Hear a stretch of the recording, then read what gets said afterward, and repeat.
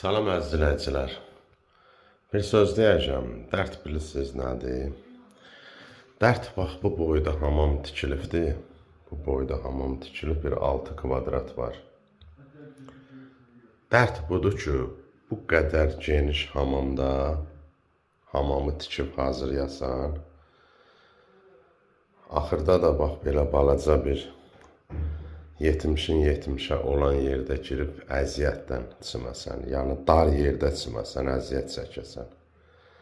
Dərd budur bax, bu mənim fikrimdir.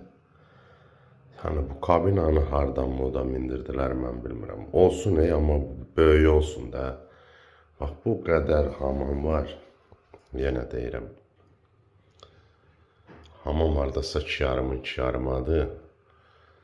Bu qədər hamam tikilib.